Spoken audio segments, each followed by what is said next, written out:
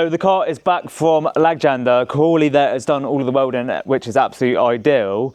So now we can finally crack on with the priming and painting on this car. But let's have a little look to see what he's done. I'll talk to you through what the next plans are after that as well. So this is the current state of affairs. We've got one welded piece in there, which is absolutely ideal. We've just chucked some primer over it. So we've sacrificed one of these little sort of nibbles, as such. I'll call it a nibble just for the sake of calling it, which was supposed to be like here, but hopefully that was just for the actual trim piece that goes around. But now we've got a nice new piece. So as you remember, there was a piece here that was all absolutely fucked, and now it's all sorted out properly, which is absolutely ideal, so I can get all this painted properly. We've also done, I've gave it a bit of a rag up to here, so it's a little bit wet, which probably isn't ideal. Let's try and get in there somewhere. So another piece that's been welded, this piece here, you remember there was a hole there, that's now all been sorted out. If we have a little walk around so you can see it from the inside, there's a piece here, it was this piece here, so that's all been done now. He said there was a few fires in there today, which probably would have been quite interesting. The other thing, so I bought these seals, so if anyone wants some seals, let me know, because I've got some spares, which he was going to weld on, but he said it was easier just to do his own thing. So if we have a look underneath, I'll try and get some better clips of this, to be fair, because the Osmo just moves around in a little madness, but we've got some pieces that he sorted out properly in there, which was perfect. So effectively what he's done, he's just welded some plates in there, which is perfect. So I'm really happy with that now, as we can actually crack on with the main structure of the car. So this all needs to be prepped properly. We need to sort of tape it all up, mask it all up, clean it properly as well. And then I'm aiming to do all of the arches and stuff so we can get all that primed and painted, which is perfect.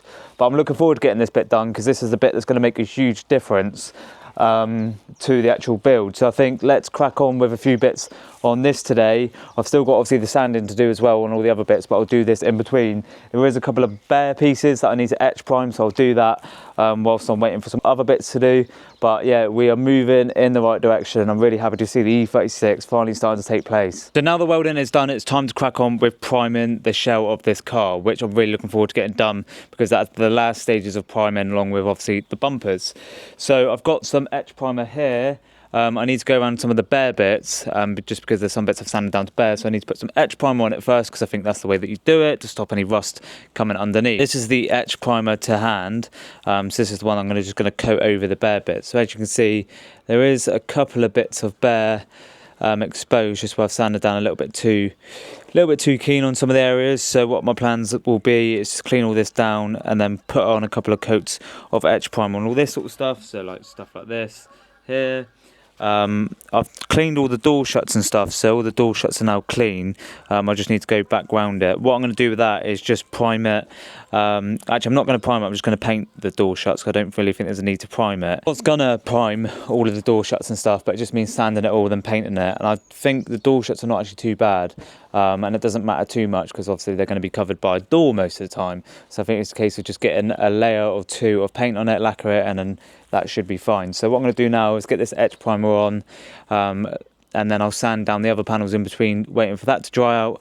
And then obviously once the etch primer is fully dry, we can start getting the actual primer on, then it'll be ready to sand. So I've got the etch primer to hand. I'm literally just going to go around the car and go around all the bare bits. We'll do a couple of coats of this, and then the actual primer can go on. But I'm not too fussed about doing it outside, just because it's all going to be sanded down anyway. It's not that windy today either, to be fair, so it should be fine.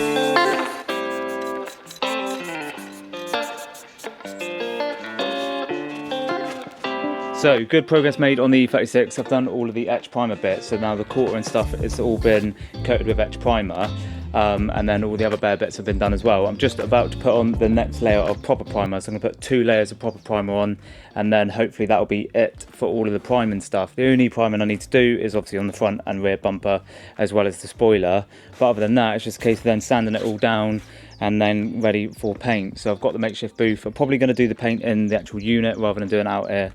Although it's not that windy today, I still don't want to risk any dust getting in the actual paintwork. But this is the makeshift booth for today with the car on it. So let's get some primer on the E36 and let's get it back looking how it should be.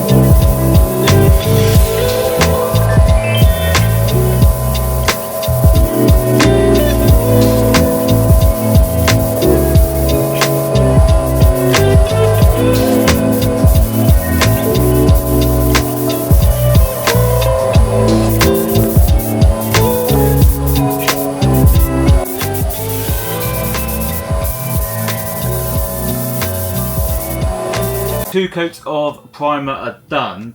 I'm having some slight issues with the guns. I think I've left a little bit of primer in it from before, so I'm having a couple of little issues, but it's all moving in the right direction. I've got a little bit of paint left in the gun, so probably what I'll do is just go around this again, to be fair.